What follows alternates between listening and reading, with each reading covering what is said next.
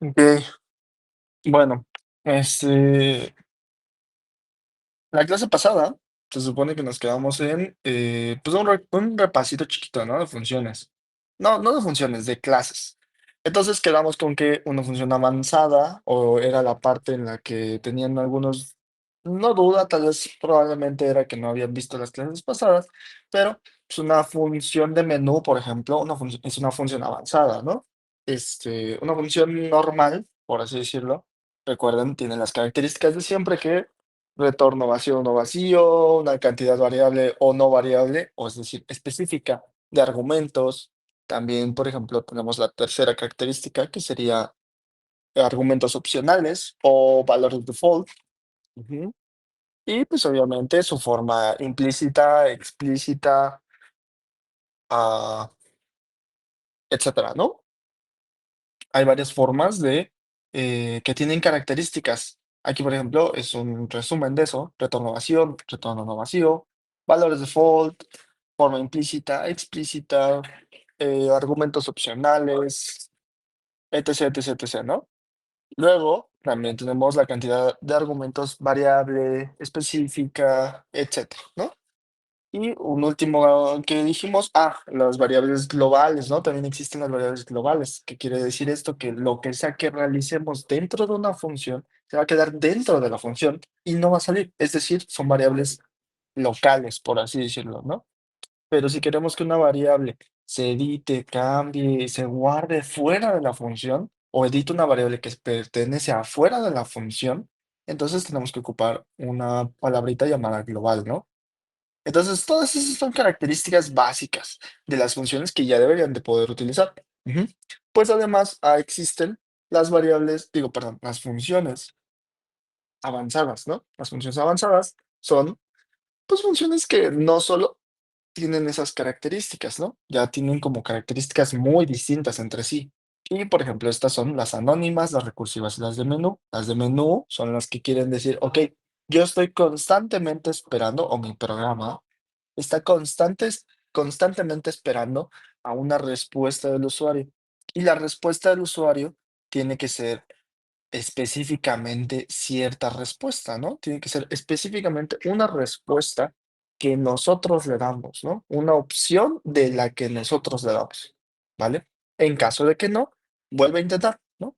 Eso es básicamente un menú. Un menú cualquiera no va a aceptar opciones que no pertenezcan dentro de las aceptadas, ¿no? En caso de que le demos una opción que no está permitida, te va a decir: Opción no permitida, vuelve a intentar", ¿no? Como en cualquier menú, ¿vale? Luego, también vemos otro tipo de funciones, que son las funciones anónimas. Las funciones anónimas en realidad son relativamente sencillas, son solamente aquellas funciones que ocupan un lambda. Ujú. Lo que le sigue antes de los 2 puntitos son como un separador, ¿vale? Antes del separador son las variables que están ingresando y después del separador son las variables que están egresando, ¿no? Son las que van a regresar. X y Y son variables, ¿por qué? Porque puede ser cualquier número, cualquier valor, y X más Y son el resultado, ¿no? De la operación que sea que se está haciendo, de la función. Lo mismo se ocupa aquí en filter, por ejemplo, es una función a la cual le podemos dar una función anónima. Ujú. Esta función anónima es un filtro, básicamente. Solo es eso, es un filtro, ¿vale? Y el filtro puede ser, pues, de lo que queramos, ¿no? No solamente aquí, por ejemplo, yo sé, como lo sé, yo sé que está dejando pasar únicamente valores pares. ¿Cómo sé que son valores pares? Porque esto es un módulo y recordemos que el módulo solamente hace la división, ¿no? Tenemos un valor X entre 2 y solamente te va a regresar el restante, ¿ok? El restante de la división, ¿no? Básicamente es una división entera, ¿no? Y solamente te está regresando el remainder, que es el restante. Ese remainder significa cuánto te sobra de la división, ¿no? Cuánto no quedó dentro de la división. Si yo tengo un 2, por ejemplo, un 15, sabemos que si lo divido entre 2 me va a dar un 7 como divisor entero y un 1, ¿no? Como restante. ¿Por qué? Porque 7 por 2 es igual a 14, más un 1, 15, ¿no? Es el número original. Entonces, 7 es el de la división y uno es el remainder. Si sobra un uno, significa que tenemos un número impar. Si tenemos un 15, un 13, un 17, etcétera, tenemos número impar. ¿Va? Entonces, por ejemplo, aquí me está diciendo, vas a filtrar todos los que sean un remainder cero, es decir, 14, 7, digo, 8, 10, 12, ¿no? Todos esos números, ¿va? Entonces, eso es una función anónima, ¿no? Sol- Solo tengan en mente, existe, ¿va? Ya utilizarlo es muy raro, todas estas funciones avanzadas son muy raras de utilizarse, pero se ocupan y existen, ¿no? Cuando las vean utilizadas en algún otro lado, no se espanten, simplemente son funciones avanzadas y usualmente son relativamente sencillas, ¿vale? Luego vienen las funciones recursivas, son aquellas funciones que se llaman a sí mismo. Ahí está, es la solución, ¿vale? Es una función que dentro de uno de los pasos dice, ok, todavía no termino, necesito llamarme a mí mismo y una vez que me llamo a mí mismo, realizo la misma acción, pero con un cambio, un pequeño cambio, ¿vale? Y al hacer ese pequeño cambio, bueno, iterar sobre ese pequeño cambio una y otra vez, eventualmente vas a llegar a un final, ¿no? Eventualmente vas a terminar, ¿vale? Entonces, terminar pues, obviamente es lo que tienes que asegurar, ¿no? Tienes que asegurar una salida de la función recursiva. Es lo único que es difícil de la función recursiva. En qué momento vas a salir y en qué momento tienes que reutilizar una y otra vez la misma función. Se tiene que reutilizar a sí misma para conseguir un resultado válido, ¿vale? Entonces, ese es el tema. Las de menú, esas ya la han visto muchas veces con el profesor y de hecho, pues todas estas ni siquiera las he ejecutado porque pues, son lo mismo de siempre. Luego vienen las clases. Las clases es lo que ya les expliqué todo el día de ayer. Las clases, recuerden, son una plantilla, son un molde, son la forma en la que se va a comportar un tipo de dato, ¿vale? Recuerden que necesitamos un nombre y un método constructor. El método constructor se genera siempre y también todos los Dunder methods, o bueno, casi todos los Dunder methods. ¿Qué son los Dunder methods? En términos muy sencillos, son, bueno, se les llama así, funciones mágicas o magic methods, que lo que solucionan es ah, realizan acciones demasiado básicas, ¿ok? Son acciones increíblemente básicas que usualmente no tienen que ver con Python, ya tienen que ver con otro lenguaje o tienen que ver con un lenguaje mucho más eh, mm, complejo, ¿no? Por ejemplo, C o JavaScript o etcétera, ¿no? Son funciones mucho más complejas que sí pertenecen a Python, pero vienen de otro lado, ¿no? Vienen de otro lenguaje. Por lo tanto, son mucho más capaces, ¿no? Son mucho más complejos, vamos a dejarlo así. Entonces, estos métodos mágicos, pues hacen magia, ¿no? ¿Y qué es esa magia? Que crean objetos, ¿vale? Este init, por ejemplo, su objetivo es crear el objeto. Ujú. Pero existen varios otros, por ejemplo, aquí les doy sí, aquí les doy un caso donde especifico un Donder method de str. Un str lo que hace es que cuando intento imprimir el objeto, se va a imprimir de esta forma, ¿vale? Eso es lo que estoy haciendo ahí.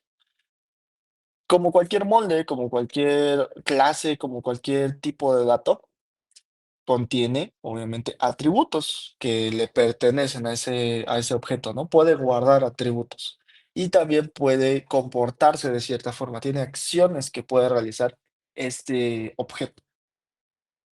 Estas acciones son súper definidas, todos los objetos que le pertenezcan a la clase pueden realizar estas acciones. Ujú. Y también todos los objetos que pertenezcan a la clase tienen al menos el espacio para, para guardar los datos que le demos. Tienen el espacio, pero no necesariamente tienen los atributos guardados, ¿vale? Entonces, aquí, por ejemplo, yo estoy generando el espacio, ¿vale? Estoy generando un espacio donde va a tener un nombre, el objeto va a tener un nombre, va a tener una edad y va a tener una raza, pero no necesariamente tiene que tenerlos. Puede que todo esté lleno de noms, ¿no? Vacíos.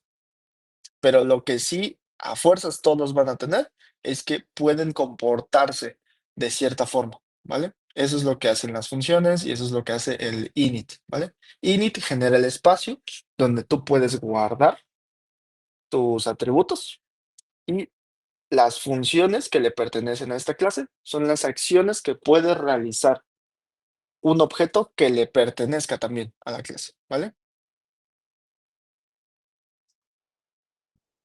Luego, obviamente, hay muchas clases, podemos crear clases de lo que queramos y como cualquier función podemos generar funciones con valores predeterminados, cantidad de variables, no, cantidad de argumentos variable, retorno vacío, las mismas características que ya vimos, pero en cualquiera de estas funciones que le pertenecen dentro de una clase, ¿vale?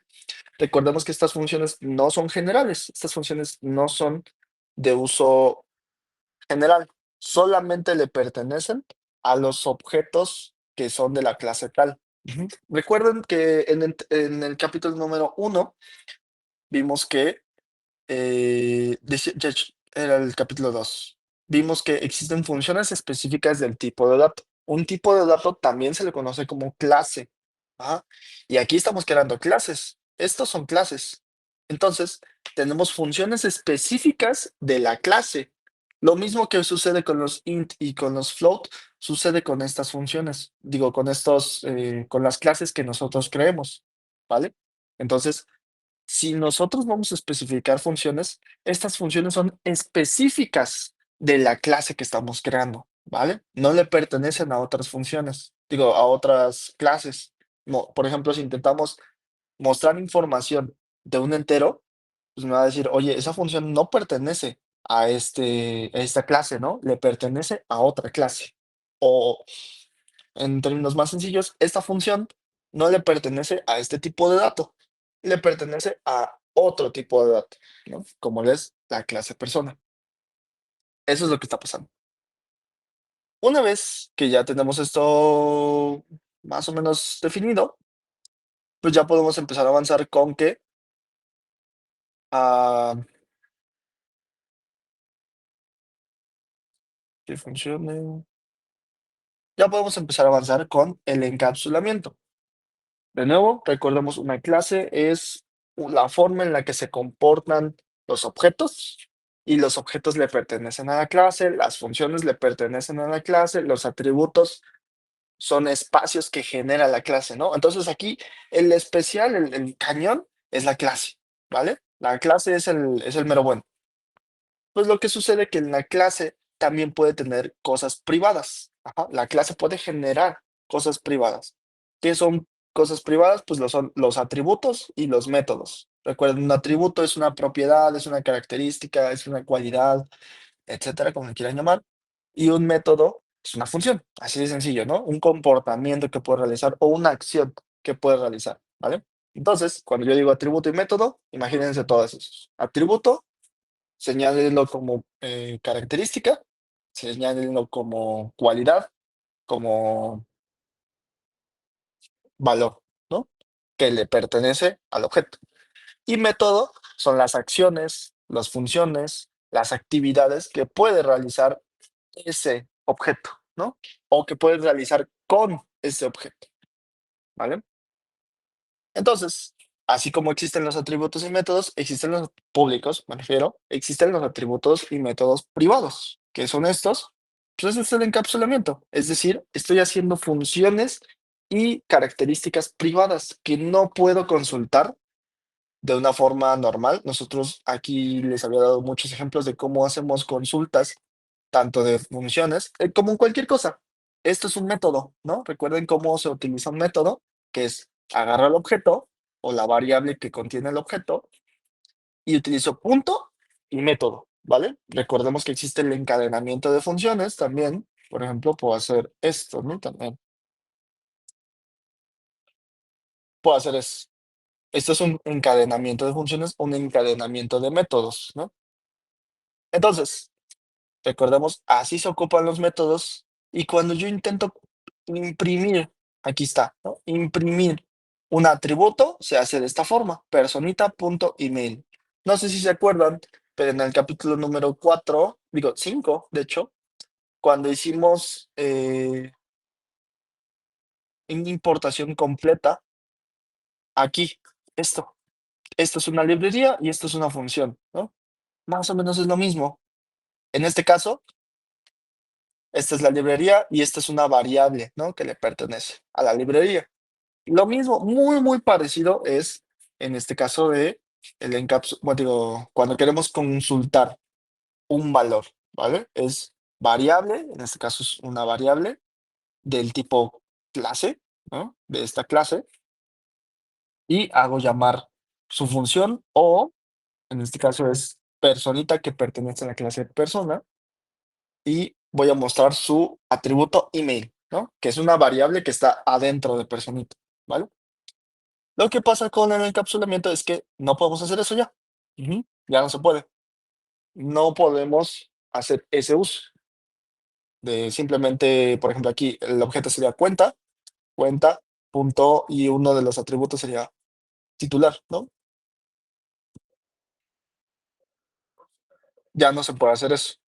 Aunque lo hagamos exactamente igual como estaba en el otro, que es, bueno, como se está definiendo aquí, es guión bajo titular. Aquí ya no me va a dejar porque dice que no existe, eso no se puede.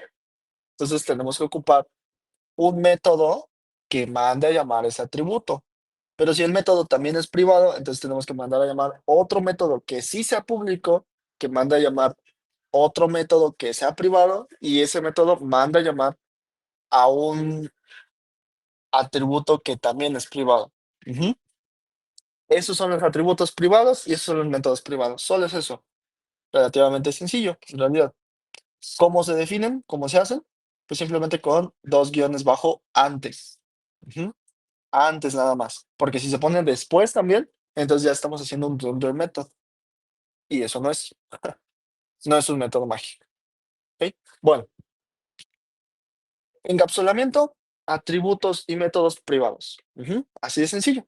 Luego de eso viene la herencia. Una vez que ya tenemos varias clases y varias definiciones de clases y varias funciones, atributos, etcétera, todo lo que tengas que ver con tu clase super perrona, pues puedes agarrar y crearte una nueva base, digo, una nueva clase que lo que haga es toma y hereda todos los atributos, todas las características, todos los métodos, todo lo que le pertenezca a la clase base, lo agarra todo, lo utiliza como propio y sobre ese propio, o sea, sobre su propia definición, va a generar más comportamientos, va a hacer nuevas cosas, ¿no? Aquí, por ejemplo, yo tengo uno que es animal, un animal es muy general, lo que hace es lo construye y le pone un nombre, ¿no? Necesita solamente su nombre. Pero además tiene un método que hace es hacer sonido. Pero al yo crear un perro, que en realidad es un animal, ¿no? Que pertenece a los animales, pues quiero decir, ok, el perro también tiene la función de hacer sonido, pero cambia, ¿no? Cambia su forma de hacer ese sonido y además el perro corre, ¿vale? El perro sí corre. Entonces, eso es un comportamiento nuevo. Pero todo lo demás, que es este init, se hereda, ¿vale? Se comparte entre la clase base hacia la clase derivada, ¿vale? Obviamente funciona tanto con los atributos públicos como con los métodos privados y atributos privados, ¿vale? Tanto público como privado. Se hereda todo. Ahora, imaginemos que yo ya heredé todo, ¿vale? Imaginemos que mi paloma es lo mismo que animal y más, ¿no? Pues, ¿qué pasa cuando esto es herencia, literalmente, eso es herencia, ¿no? ¿Qué pasa cuando yo ya tengo mi clase base y digo: "Okey, la voy a derivar, voy a hacer algo más, quiero hacerme una paloma"? Mi paloma vuela, pero además mi paloma no solo hace un sonido distintivo, ¿no? Y veamos que aquí yo ya generé una función que se llama así, hacer sonido. Ujú. El tema aquí, y lo que hace el polimorfismo, es que nosotros nuestra función de que ya estaba definida, que ya viene heredada, la vamos a cambiar. La estamos haciendo de una forma distinta, la estamos editando. De forma que, a pesar de que es una función que le pertenece a varias clases, esta cambia dependiendo de la clase. Su comportamiento cambia dependiendo de la clase, ¿vale? Entonces veamos aquí que mi perro pertenece a la clase perro y mi gato pertenece a la clase gato. Cada uno tiene su propio nombre, pero la diferencia está en qué? hacer sonido, que es un método que está compartido por ambas clases, genera resultados distintos. Ujú. Mi perro, al hacer sonido, hace el perro ladra, ¿no? Pero mi gato, al hacer sonido, que es la misma función, es el mismo método, este es mi gato maulla, ¿no? El gato maulla. Ujú. Entonces, son comportamientos distintos, pero el método es el mismo. Ujú. Eso es polimorfismo. Cambiamos el método dependiendo de la clase, ¿vale? Es eso. Eso es polimorfismo, ¿vale? Entonces, recapitulando, clases es el molde, tiene atributos, tiene métodos, tiene variables, tiene lo que tú quieras, ¿no? El encapsulamiento es, tienes todo eso que es público, pues ahora hazlo privado, ¿no? No cualquiera puede acceder a esos datos y para acceder a esos datos o métodos tienes que ocupar funciones que sí sean públicas, ¿no? Eso es un poquito, vamos a llamarle que es un poquito por seguridad, porque tal vez no tienes los permisos, etcétera, ¿no? Entonces vamos a llamarlo así. Y luego viene la herencia. Es, yo ya tengo mi clase súper avanzadísima, pero va a empezar a divergir con otra clase que también necesito.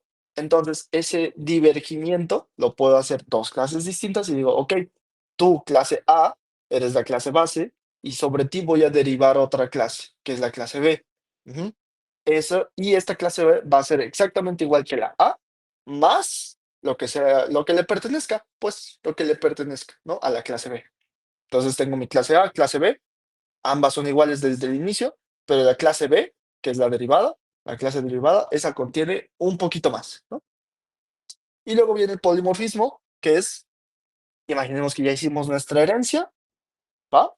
Y nuestra herencia lo que está haciendo es clase A, clase B son casi iguales, la B tiene un poquito más, pero además la B agarra las funciones que ya le pertenecen a la clase A y las cambia tantito o las cambia dependiendo de lo que la clase B necesite, ¿vale? Entonces, ese cambio se le llama polimorfismo. Y ya, eso, todo eso es clases. Es muy, bueno, no es complejo en realidad está sencillo. El tema es que es tal vez, tiene nombres muy curiosos, ¿no? Tiene nombres que dan miedo. Encapsulamiento, herencia y polimorfismo da miedo, pero en realidad es muy sencillo, ¿vale? Ya con estos cuatro conceptos ya saben casi todo de clases, ¿vale? Que son creación, encapsulamiento, herencia y polimorfismo. Ya con eso ya saben casi todo. Que lo ocupen y que de verdad lo ocupen de una forma activa, ya quién sabe. Ahí sí no lo sé. Pero bueno, el tema es, ya saben clases. Y hoy, ahora sí, lo que se suponía que debía de ver eran archivos, ¿va?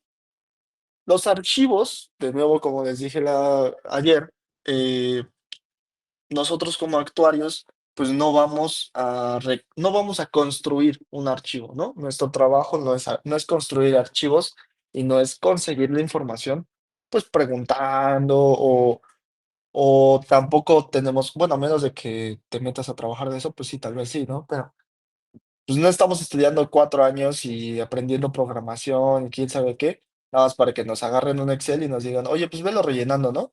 No, nosotros ya nos van a dar el Excel y ya nos van a dar el archivo con la información que necesitamos y ese archivo lo vamos a analizar, ya sea con un buen de métodos, con un buen de funciones, con un buen de análisis y que lo que se te antoje, filtros y luego resúmenes y tal, y tal, y tal, lo que quieras. Y no son un Excel de 20 datos, o sea, son cochinadas de bases de datos de 10.000 millones de datos random, ¿no? Entonces, eso es muy importante. Yo creo que aquí, en los archivos, o sea, en general, el capítulo 6 es donde viene la esencia de lo que deberíamos de saber, ¿no? De que sí deberíamos de saber. El capítulo 6 y el 7, ¿no? Que ya es el análisis de archivos. Esos ya son lo que de verdad deberíamos de saber y deberíamos de utilizar todo el tiempo. Pero bueno, primero, antes es saber que existen los archivos, ¿no? Nosotros, nuestro trabajo es con archivos. Tenemos que tomar un archivo, lo abrimos, primero que nada tenemos que abrirlo y ya una vez abierto ya podemos empezar a leer, empezar a buscar información, empezar a decir, ok, este dato y este dato se parecen, entonces déjame lo sumo, tal, tal, tal, tal, ¿no? pues antes de empezar a hacer análisis, tenemos que, pues, abrirlo, ¿no? Tenemos que empezar a saber cómo se abre y cómo poder leer, ¿va? Entonces, lo primerito es apertura y cierre de archivos, ¿no? Nosotros en Python tenemos una función muy sencilla, open, literalmente, es eso. Solo es open, que literalmente es la traducción de abrir, y lo que hace es toma el archivo, ujú, toma el archivo que está dentro de, no, un archivo cualquiera, ¿no? Toma un archivo cualquiera, ¿vale? Nosotros tenemos que especificar qué archivo es, obviamente, y tiene que ser un nombre exacto, ¿no? No podemos decir ejemplo y eh, vamos a esperar a que la computadora adivine que se llama ejemplo.txt, o tampoco podemos suponer que la computadora va a saber que está en la carpeta número 15. Tampoco podemos decir eso. Tenemos que especificarle explícitamente en qué lugar, es decir, qué carpeta y qué nombre de archivo tiene. Podemos evitarnos el especificar qué carpeta tiene, nos podemos evitar eso, si está a un lado de, mejor dicho, está en el mismo contenedor que el archivo en donde está el código que se está ejecutando.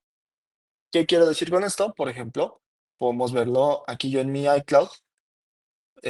Tengo,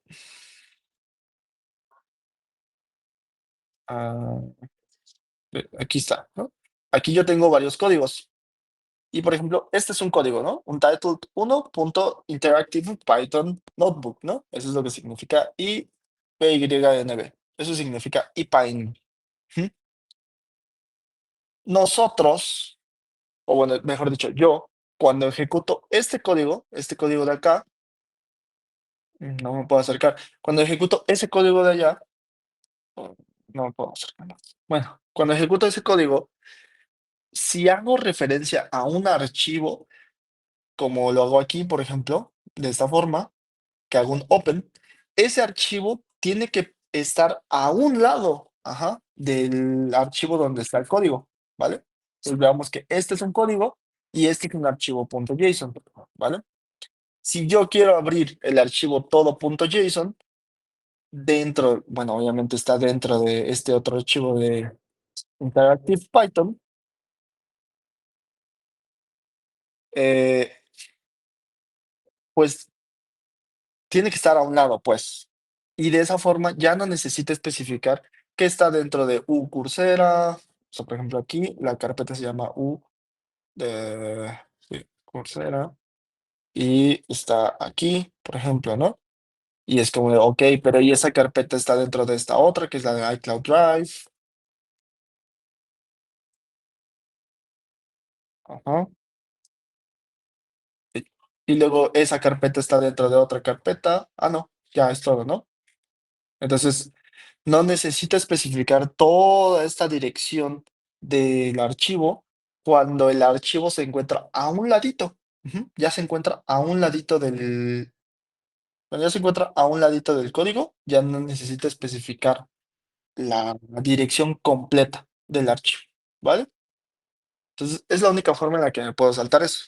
Pero en caso de que yo esté haciendo este código y lo ejecuto, hago un open y el archivo no existe, entonces me va a saltar un error, ¿vale? Pero primero veamos, hay apertura de distintas formas, no solo es abrir y ya estuvo. Tenemos que abrir ya sea con lectura, uy, tenemos que abrirlo de cierta forma, ¿vale?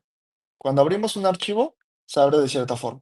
Y este archivo se puede abrir en forma de lectura, en forma de escritura, en forma de escritura en modo append, es decir, que se agrega la información al final del archivo, o en modo binario, ¿vale?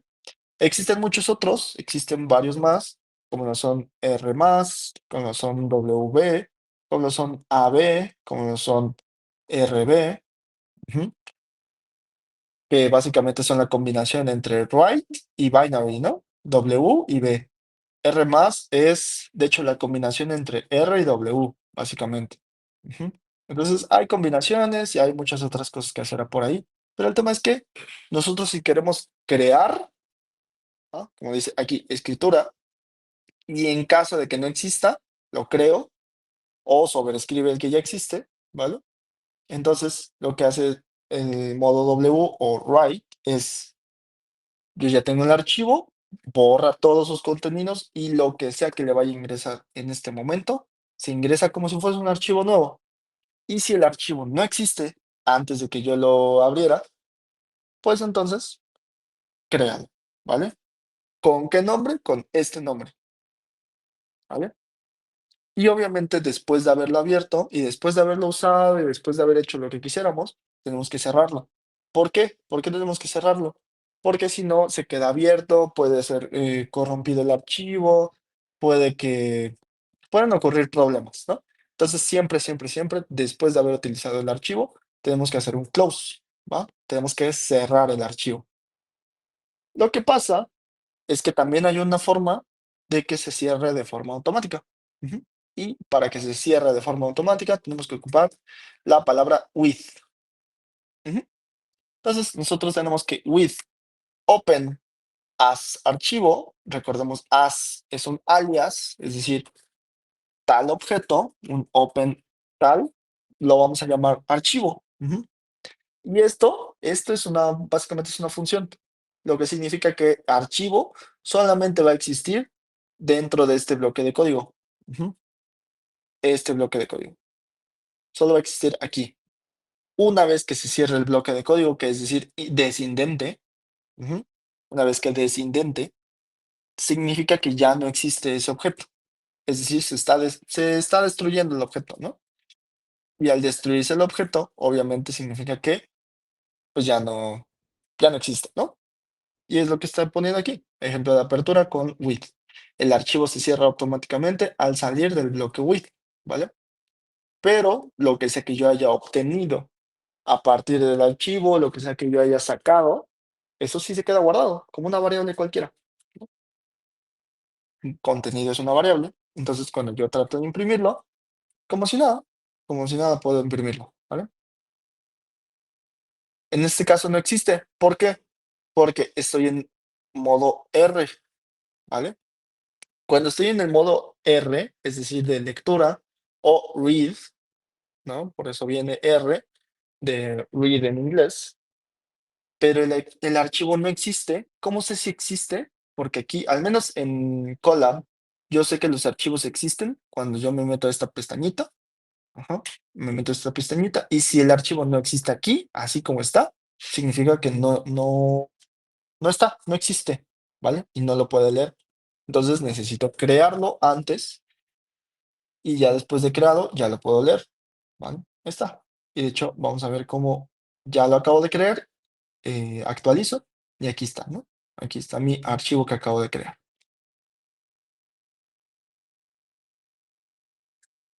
Y ahora sí lo leo. Con R es para leer y W es para crear, básicamente, ¿no? Para escribir. No puedo hacer ambos al mismo tiempo. No puedo escribir y leer al mismo tiempo, ¿vale? Si quiero leer, tiene que ser del modo leer. Si quiero escribir, tiene que ser del modo escribir, ¿vale?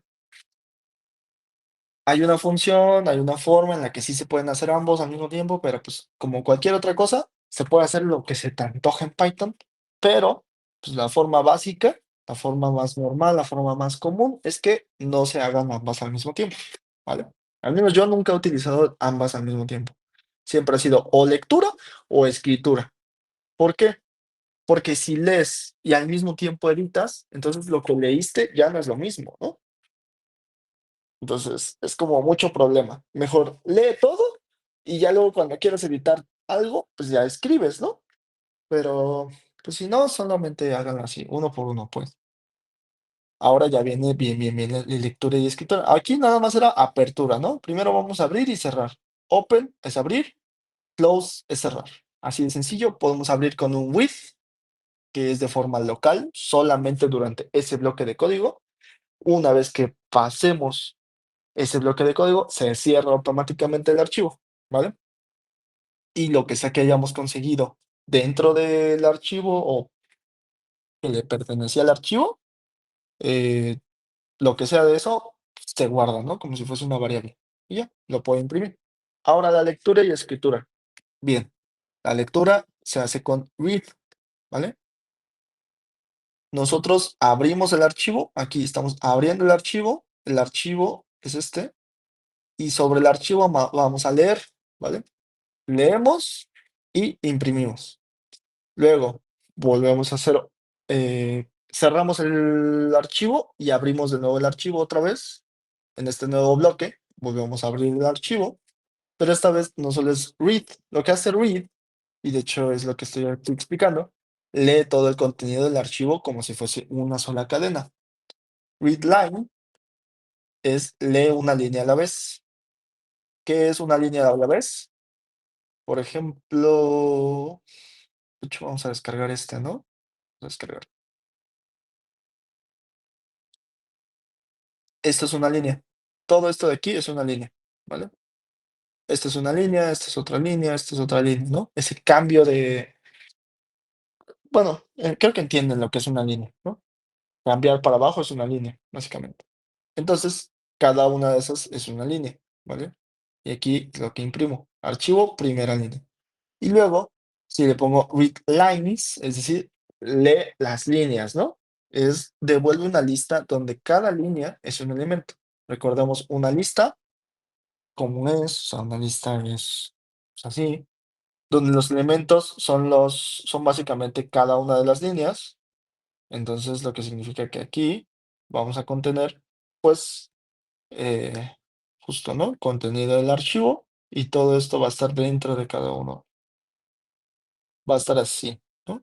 Esto es lo que debería de resultar. Y pues sí, de hecho, ahí está, ¿no? Le agrega un salto de línea, pero pues ya luego se lo pueden quitar, ¿no? Si quieren. Entonces, read lines ya lo está separando en líneas. Read, los más utilizados son read y read lines. Yo casi siempre utilizo read directamente. Ujú. Y ya luego yo personalmente los separo por sus líneas, es decir, por esta cosa, ¿no? Por un salto de línea. Yo sé que eso es un separador, pero bueno, el tema es, lo puedo leer de forma normal, de forma completita, como uno solo. Lo puedo leer por líneas o puedo leer todas las líneas y sepáramelas por línea, ¿no? Regrésamelo por líneas. No podemos usar dos tipos de lectura sobre una sola apertura del archivo. Por eso yo aquí separé en tres bloquecitos, ¿no? Aquí no me deja, no se puede, porque yo una vez que leo todo el archivo y lo imprimo completo, cuando intento leer la siguiente línea, me va a decir, no, ya no existe la siguiente línea, ¿no? Y si intento de leer todas las líneas siguientes, me va a decir, no, pues es que ya las leíste, ¿no? Ya aquí con esta ya las leíste todas. Entonces ya no puedes seguir leyendo, ¿no? Ese es el tema, ¿vale? Es lo que está pasando aquí. Entonces, si queremos leerlo de varias formas distintas, tenemos que hacer una apertura de bloques, ¿no? Cada uno tiene que ser una apertura en lectura, ¿vale? Recordemos que aquí lectura es R, ¿va? Bueno, ya sabemos cómo abrir, cómo cerrar, cómo leer, nos falta cómo escribir, ¿no? Para escribir tenemos que ocupar write o write lines. De la misma forma, write es escribe una cadenita, ¿vale?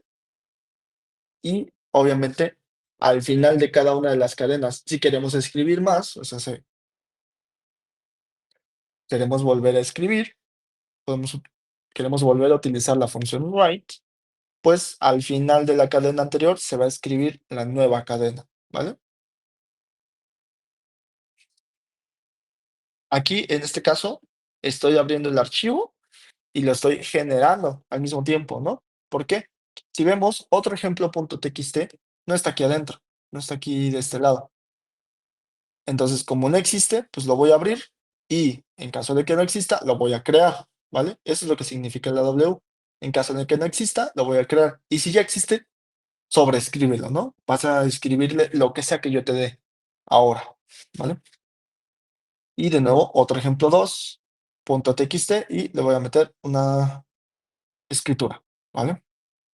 Veamos que aquí el punto write lo que está haciendo es, está escribiendo una línea y está escribiendo otra línea y está escribiendo de nuevo y de nuevo y de nuevo, ¿no? Pero si yo tengo múltiples líneas, como lo son línea uno, 2 y 3, puedo hacer un write lines. De nuevo, lo mismo que acá arriba, que era read lines, aquí ahora es write lines, ¿no? Tengo una lista, se la doy y escribe una por una, básicamente, ¿vale? Obviamente funciona de la misma manera que un with open R. Aquí with open W, lo que significa es lo abro, aquí al inicio lo abro y una vez que se acaba mi bloquecito de código, es decir, aquí, por ejemplo, se cierra la se cierra el archivo, ¿vale? De igual forma aquí, una vez que lo abro, acabo mi bloque de código, se cierra el archivo, ¿va? Entonces, aquí, estas son escrituras, ¿vale? Son la forma de escribir. Aquí, esta es la forma de leer de nuevo, y estoy leyendo, básicamente, que los archivos sí se hayan, bueno, mejor dicho, estoy leyendo cómo se escribieron, ¿no? Los archivos. Y veamos que estos son los contenidos del primer archivo y estos son los contenidos del segundo archivo. Y lo puedo ver aquí, ya cargaron, ¿no? Si yo lo descargo, vamos a descargar esto otro también. Aquí está, ¿no? Otro ejemplo, y este es el contenido de uno de los ejemplos, y este es el contenido del otro ejemplo, ¿no?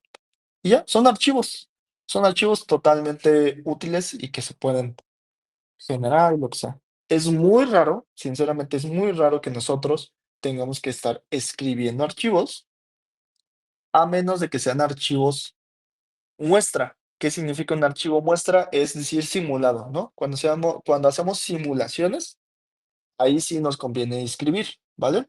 Ahí sí nos conviene crear un archivo que va a contener todos toda la muestra, básicamente. Ujú. Pero cuando nos dan el archivo, cuando ya nos dan el archivo ya purificado, ya hecho, ya lo que sea, usualmente solo ocupamos R, ajá, el de read. Nada más lo voy a leer. No lo quiero editar, porque si lo edito, tengo que borrar el archivo y bueno, básicamente tengo que tener una copia. Y si no tengo una copia o estoy trabajando sobre el archivo original, entonces puede tener un problema. Usualmente solamente ocupen R y cuando de verdad quieren editar algo, generen otro archivo, un archivo completamente nuevo, ¿vale? Yo aquí, por ejemplo, no estoy editando el ejemplo original, estoy editando un nuevo archivo, ¿vale? Entonces, eso es una sugerencia, eso les digo yo como pues y como sugerencia les digo eso, porque luego pueden tener problemas a la hora, pues, precisamente de que estás escribiendo sobre un archivo que ya existe, etcétera, etcétera, etcétera. Entonces, les recomiendo que tengan precaución con eso. Siempre ocupen R antes y ya cuando estén segurísimos, segurísimos de que pueden editar y que van a editar, ocupen ni siquiera W, ocupen A, es decir, que al final del archivo que ya existe, le van a agregar la información. Ujú. Porque una W lo que hace, les digo, es una sobreescritura. Lo que sea que ya tenga el archivo, lo voy a sobreescribir. Entonces, estoy borrando información original y eso es un problema, ¿ok? Tengan mucho cuidado con eso. Bueno, ya tenemos apertura y cierre, ya tenemos lectura y escritura de archivos. Ahora nos interesa también la carga, ¿no? Aquí, por ejemplo, todos estos son creados, todos estos archivos los acabamos de crear, pero hay varias formas de cargar archivos directamente, ya sea a Colab o a pues sí, a nuestra carpeta de archivos. Yo, por ejemplo, aquí tengo estos archivos, que son los que me interesan, y yo, por ejemplo, digo, ok, voy a borrar este de acá, ¿no? No lo voy a borrar porque no. Pero bueno, imaginemos que no existe. Imaginemos que lo borré y no está donde quiero. No, de hecho, sí lo puedo mover. Este sí lo puedo mover, ¿no? No, ese no. Mejor vamos a mover este. Ahí está. Y ya. Y ahora perfiles. Perfiles es el que contiene este de aquí. Pero ese archivo hace rato estaba de este lado, a un ladito de mi Untitled 1, ¿no? Y digo, ok, ahora pertenece a esta carpeta. Ay, güey, no, qué pendejo. No, no convertir. No, adiós. Está. Ahora, este archivo pertenece a otra carpeta. y no está en la carpeta de este de aquí. Sí, la carpeta que contiene el archivo está a un lado, pero no es lo mismo que el archivo esté a un lado, ¿no? No es lo mismo esto que, que esto. Ujú. Estos no son lo mismo, ¿vale? Porque este está dentro de otra carpeta que esa sí es vecina del código, pero no, yo necesito que el código sea vecino de la carpeta que quiero utilizar. Digo, que sea vecino del archivo directamente. Si quiero utilizar este archivo dentro de este código, necesitan ser vecinos, ¿vale? No puede ser como de que, pues es que está dentro de otra carpeta o algo así. No. Entonces, cuando sucede esto, para eso ocupamos un directorio, ¿vale? Para eso existen los directorios. Un directorio o current working directory, es decir, directorio de trabajo actual, current working directory, es decir, directorio working o CWD. Esto es el directorio actual, es el que se está utilizando en este preciso momento. Es donde Python está realizando la ejecución de todos los códigos, ¿vale? Y si queremos utilizar un archivo, el archivo tiene que pertenecer también al current working directory, ¿vale? Entonces, vamos a checar, ¿no? Vamos a ver en qué. Veamos que el current working directory en Colab es diagonal content. Ujú. Veamos que estamos exactamente en content porque aquí vemos que le piqué a uno de las carpetas, que lo que hacía era regresarme una carpeta. Es como hacer esto. Que aquí estoy dentro de una carpeta, pues vamos a regresarnos, ¿no? A una carpeta anterior. Esto, ¿no? Eso es básicamente lo que hice aquí arriba. Y me dice, estás dentro de content, ¿no? Ok, entonces aquí está. Esta es la carpeta que estoy utilizando. Y veamos que aquí adentro, pues precisamente están los archivos, ¿no? Que estaba utilizando hace rato, que acabo de crear, que acabo de hacer, ¿no? Entonces, lo que tengo que hacer es abrir, ¿no? Tengo que abrir este. Este me va a regresar, me va a sacar un poquito, pero este me va a volver a meter, ¿no? Entonces, cuando le digo, ok, tú estás dentro de este directorio, ¿no? Este es el directorio que estás utilizando actualmente. Entonces, cuando intentes utilizar un archivo,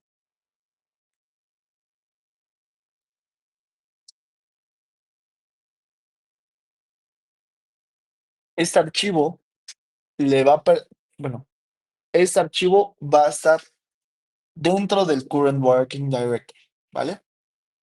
No, me perdí un poquito. ¿Qué dije? Cuando queramos ocupar un archivo, este archivo tiene que estar dentro del current working directory. Veamos que el current working directory o CWD es content. Entonces, cuando queramos hacer referencia a un archivo, este tiene que pertenecer dentro de esta misma carpeta, ¿vale? Es decir, lo que está aquí al ladito. Si yo trato de ocupar un archivo que no está aquí adentro y, por ejemplo, está dentro de sample data, por ejemplo, aquí queremos ocupar California Housing Train, ¿no? Si yo quiero ocupar ese archivo, pero está dentro de otra carpeta, entonces lo que significa es que tengo que hacer referencia a la carpeta o puedo cambiar de directorio. Ujú. Es lo que está pasando aquí. Puedo cambiar de directorio. Al cambiar de directorio, obviamente, todos los archivos que pertenezcan a ese directorio van a estar disponibles para su uso. Ujú. Pero solo los archivos que pertenezcan, ¿vale? No puedo utilizar los que estaban afuera. Estos estarían afuera. Si yo me meto aquí, abrir, si yo me meto aquí, solo estos archivos existen. No existen los anteriores como eran otro ejemplo y tal y tal, ¿no? No, solamente existen estos, ¿vale? Entonces yo estoy cambiando de directorio y veamos que cuando vuelvo a conseguir el directorio actual, ya cambiamos, ¿no? Cambiamos de directorio.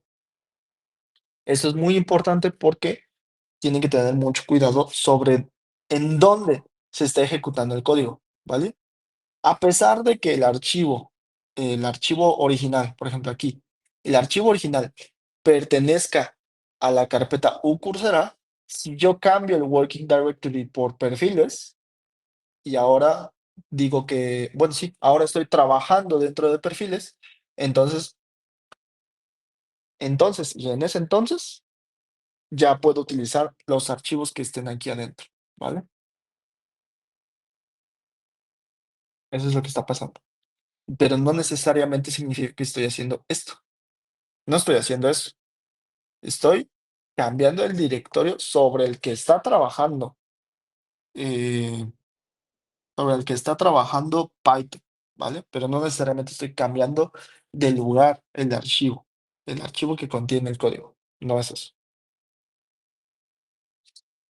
Bueno, se puede verificar con un getwcd, es decir, consigue el working directory actual. Puedo cambiarlo, change directory, es lo que está diciendo ahí, cambia el directorio. Puedo cambiar el directorio de regreso, puedo hacer una apertura de un archivo de nuevo en formato W, ¿no? Lo cierro y luego digo, ok, lo voy a leer, ¿no? Vamos a leerlo. Y sí, pues precisamente lo está imprimiendo, ¿no? Ahí está. Que sería este, ejemplo.txt, ¿no? Pero si cambiamos el directorio y comprobamos la lectura, es decir, aquí yo estoy haciendo esto, ¿no? Vamos a ejecutar. Si yo trato de hacer esto, cambio de directorio a otra carpeta y luego de haber hecho ese cambio, intento leer un archivo que pertenece a esta carpeta, que sería sample data, pues vamos a ver que ese archivo no existe. Ese archivo no lo puede leer. ¿Por qué? Porque no existe. Entonces me va a salir un error, ¿vale? Precisamente ese archivo no pertenece dentro del directorio actual, ¿no? ¿Por qué? Porque cambiamos de directorio. Y podemos ver qué archivos están dentro del directorio. Así, ¿no? Listdir, ¿vale? OS, recuerden, es una librería. Tuve que importar esta librería. Lo que hace OS es trabajar con archivos, trabajar con direcciones. Es como muy de sistema, ¿no? Estoy trabajando con el sistema. Entonces, listdir lo que hace es dame una lista de los nombres de todos los archivos que están en el directorio actual. Ujú. Eso es lo que está pasando aquí. Entonces me está regresando una lista donde puedo ver qué archivos hay. Ujú. Veo que aquí no está. Pues sí, precisamente aquí no está el ejemplo.txt, ¿vale? Entonces, si el archivo sobre el cual quiero trabajar no existe dentro de la carpeta, imaginemos que estamos aquí adentro, ¿no? Estoy aquí. Imaginemos que yo quiero hacer ejemplo.txt, ¿no? ¿Qué pasa si yo quiero ocupar ejemplo.txt y no pertenece, ¿no? No existe dentro del current working directory. No existe dentro del directorio actual. ¿Qué pasa ahí? Pues puedo hacer varias cosas. Puedo hacer, de hecho, 5, e incluso si quieres hasta más, pero yo aquí listé 5, ¿vale? El primero, usamos la dirección completa del archivo, ¿vale? Podemos ocupar la dirección completa. ¿Qué es la dirección completa? Es decir, tenemos que darle el la carpeta contenedora del archivo y el nombre del archivo, ¿vale? Y pues obviamente en modo lectura. Luego, segundo, podemos cambiar el directorio a uno que sí contenga el archivo, ¿vale? Obviamente este de aquí no lo contiene, pero este de aquí afuera sí lo contiene, entonces me puedo cambiar a ese directorio. Otro, ay no, este no. Otra cosa, la tercera forma que lo podemos hacer es me regreso a mi directorio en el que estaba hace rato, porque aquí lo acababa de cambiar, y digo, ok, lo que tienes que hacer es cópiate el archivo original, obviamente con todo y con toda su dirección, cópialo y pégalo en el directorio actual. Este puntito eso es lo que representa, pégalo en el directorio actual, ¿ok? Esa es la forma de copiar en Colab y varía con cada entorno, depende de cada entorno. Obviamente, si yo estoy aquí en mis archivos personales, pues lo que voy a hacer es control C y pegar elemento, ¿no? Y ya. Esa es la forma de copiar, ¿no? La cuarta forma es creamos el archivo, ¿no? Vamos a crear directamente el archivo. ya estás dentro de tu directorio que quieres trabajar y creas el archivo directamente, ¿no? Eso es muy raro, esa es la peor, yo creo que forma que puedes ocupar, bueno, la peor forma que puedes hacerlo, porque, pues, imagínate que el archivo no lo tienes creado, o imagínate que no es una simulación, o imagínate que es un dato enorme de 100 megabytes, o digo, un archivo de 100 megabytes, no lo puedes crear así como que porque quieras, ¿no? Entonces, este yo creo que sería el peor, pero, pues, lo puedes hacer, ¿no? Entonces, yo aquí ejecuto y veamos que, boom, ¿no? Ya se creó el archivito. Pero, pues, el tema es eso. Y la opción número 5 directamente cargamos el archivo a Colab. Ujú. Primero tenemos que asegurarnos que estamos cargando en la carpeta correcto el archivo a usar, ¿vale? En este caso, yo quiero cargarla a sample data. Abrir. Entonces, ya vemos que estamos en la carpeta que quiero cargar. Una vez que, ya estoy aquí, es seleccionar el primero de los 4 iconos. El primero sería este, ¿vale? Y de hecho, déjenme descargo el archivo, que es el que quiero subir, ¿vale? Y abro otra vez, aquí está, ¿no? Quiero subir ejemplo.txt aquí adentro. Entonces le voy a picar aquí y tomo el archivo que quiero subir, le digo que sí, que Simón, que aceptar, y veamos que ya está, bueno, ya estaba, ¿no? Pero a ver, vamos a borrarlo. Eliminar archivo, ya no está, vamos a cargarlo y ejemplo.txt y ya está aquí adentro, ¿no? Y ya, es la forma de cargar un archivo, ¿vale? Cargar un archivo directamente a Colab. Bueno, esto. Ya entonces ya vimos apertura, abrir, cerrar, leer y escribir en archivos y además también la carga de archivos directo, no solo a Colab, ¿no? A cualquier entorno que quieras. Que si quieres copiar y pegar, que si quieres cambiar el directorio, que si quieres hacer un buen de cosas, puedes hacer cualquiera de estas 5 formas, ¿no? Que les dije. Ahorita creo que ya me pasé de la hora, pero bueno, el tema es que ya vimos esas 5 cosas. Abrir, cerrar, leer, escribir y cargar, ¿vale? Cargar archivos. Pues el próximo paso es descargar archivos, ¿vale? Descargar y cargar, ¿no? Directamente a la forma local. Tenemos que descargar el archivo, ajá. Pero pues es descargar archivos de en línea, ¿no? Directamente de en línea, de la web. Entonces, eso va a ser lo que le sigue, ¿va? No está tan complejo, en realidad no. De hecho, ya se los facilité bastante porque aquí hay una función que directamente hace todo eso, ¿vale? Y ya no tiene tanto problema. Entonces, ahorita nada más eso ya lo vemos la siguiente clase, el siguiente jueves, y es descarga de archivos en línea, ¿va?